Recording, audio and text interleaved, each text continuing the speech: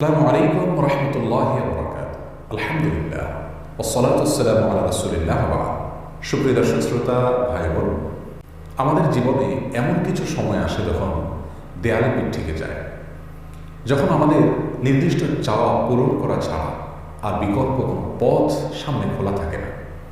এ ধরনের পরিস্থিতিতে আল্লাহ রাব্বুল আলামিনের কাছে আমাদের মনের একান্ত কামনা বাসনাগুলোকে পূরণ করবার জন্য একটি বিশেষ পথ বাতলেছেন আমাদেরকে প্রিয় নবী সাল্লাল্লাহু আলাইহি ওয়াসাল্লাম, আর সেটি হলো ইসমে আযম।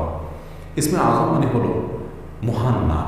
আল্লাহ রাব্বুল আলামিনের এই ইসমে আযম তথা মহান নামের মাধ্যমে কোনো কিছু চাওয়া হলে তিনি সেটা পূরণ করেন। এই নামের মাধ্যমে আল্লাহকে ডাকা হলে তিনি সেটাকে সাড়া দেন। এবং নবী আলাইহিস সালামের অনেকগুলো হাদিস রয়েছে। অনেক উলামা ইকরাম ইসমে আযম সম্পর্কে বলেছেন যে এটি হলো আল্লাহ রাব্বুল আলামিনের যে মূল নাম আল্লাহ, সেটি তার অনেকগুলো গুণবাচক নাম আছে। তার মধ্যে থেকে আল্লাহ রাব্বুল আলামিনের যে মূল নাম আল্লাহ, এই নামের মাধ্যমে আল্লাহ আলমকে ডেকে যদি বান্দা কোনো কিছু চান কায় মনোবাক্যে অন্তরের গভীর থেকে, তাহলে সে দোয়া আল্লাহ রাব্বুল আলামিন অবশ্যই কবুল করেন।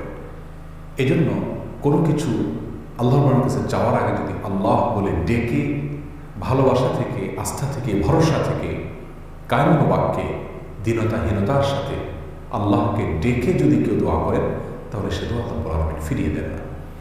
ইসমে আযম সম্পর্কে আরও নির্দিষ্ট করে আমরা নবী আলাইহিস সালামের যে হাদিসটি দেখতে পাই, সেটি তিরমিজিতে বর্ণিত হয়েছে, আরও বিভিন্ন হাদিসের কিতাবে বর্ণিত হয়েছে। সেই হাদিস সম্পর্কে বিশ্ববিখ্যাত হাদিসবিদ হাফিজ ইবনে হাজার আল আসকালানী রাহিমাহুল্লাহ ফাথুল বারীতে লিখেছেন যে ইসমে আযম সম্পর্কে সবচেয়ে বিশুদ্ধতম হাদিস হলো এটি।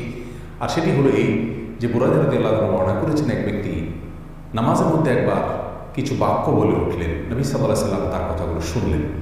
তিনি বলে উঠলেন, আল্লাহুম্মা ইন্নী আসআলুকা বিআন্নী আশহাদু আন্নাকা আনতাল্লাহ লা ইলাহা ইল্লা আনত আল আহাদুস সামাদ আল্লাযী লাম ইয়ালিদ ওয়া লাম ইউলাদ ওয়া লাম ইয়াকুল লাহু কুফুয়ান আহাদ।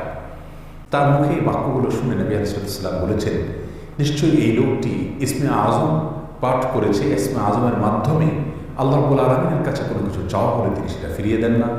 এর মাধ্যমে আল্লাহকে ডাকলে তিনি অবশ্যই তাতে সাড়া দেন। এই হাদিসের ভিত্তি দিয়ে অনেক মুহাদ্দিসিন ইকরাম বলেছেন এটি হলো সেই দোয়া যেটাকে ইসমে আযম বলা হয়, যার মাধ্যমে এটি পাঠ করার পর আল্লাহর কাছে কোনো কিছু পেশ করলে সেটাকে অবশ্যই আল্লাহ তাআলা পূরণ করেন। মনের যে কোনো ভালো আশা আল্লাহ তাআলা পূরণ করে থাকেন। দোয়াটি আবার বলছি, আল্লাহুম্মা ইন্নী আসআলুকা বিআন্নী আশহাদু আন্নাকা আনতাল্লাহ লা ইলাহা ইল্লা আনত আল আহাদুস সামাদ আল্লাযী লাম ইয়ালিদ ওয়া লাম ইউলাদ ওয়া লাম ইয়াকুল লাহু কুফুয়ান আহাদ। যার অর্থ হলো, হে আল্লাহ, আমি আপনার কাছে প্রার্থনা করছি এই মর্মে যে, এই জন্য যে, এই ভিত্তিতে যে আমি সাক্ষ্য দেই আপনি আল্লাহ, আপনি ছাড়া সত্যিকারের কোনো মাবুদ নেই, আপনি কারো মুখাপেক্ষী নন, আপনি একক, এবং আপনি কাউকে জন্ম দেননি, আপনাকেও কেউ জন্ম দেয়নি, এবং আপনার সমকক্ষ আর কেউ হতে পারে না। এই বাক্যগুলো পাঠ করে আল্লাহ রাব্বুল কাছে কোনো চাওয়া পেশ করলে তিনি অবশ্যই সেটি পূরণ করেন। কেউ যদি অত্যন্ত সংক্ষেপে ইসমে আযমের মাধ্যমে দোয়া করতে চান, তাহলে তিনি আল্লাহ রাব্বুল আলামিনের প্রতি আন্তরিকতা, ভালোবাসা, শ্রদ্ধা, বিশ্বাস, ভক্তি এবং ভরসা রেখে আল্লাহকে ডেকে ডেকে মায়ার সাথে, মমতার সাথে আল্লাহর অনুগ্রহগুলোর কথা স্মরণ করে আল্লাহকে ডেকে ডেকে তার মনে চাওয়াগুলো পূরণ করবেন। এটা হবে ইসমে আযমের সবচেয়ে ছোট ভার্সন। আর যদি কারোর হাতে সময় থাকে, তাহলে তিনি ইসমে আযমের যে দোয়াটি আমরা কথা বলেছি, আল্লাহুম্মা ইন্নী আসআলুকা বিআন্নী আশহাদু আন্নাকা আনতাল্লাহ লা ইলাহা ইল্লা আনত আল আহাদুস সামাদ আল্লাযী লাম ইয়ালিদ ওয়া লাম ইউলাদ ওয়া লাম ইয়াকুল লাহু কুফুয়ান আহাদ। এই দোয়াটা তিনি পাঠ করবেন, করে আল্লাহর কাছে তার চাওয়া পেশ করবেন। জীবনের কঠিন মুহূর্তগুলোতে বিশেষ করে এই ইসমে আযম পাঠ করে আল্লাহর কাছে দোয়া করব, সেটা অবশ্যই আল্লাহ তাআলা কবুল করবেন যদি দোয়ার মৌলিক শর্তগুলো আমরা পূরণ করে থাকি।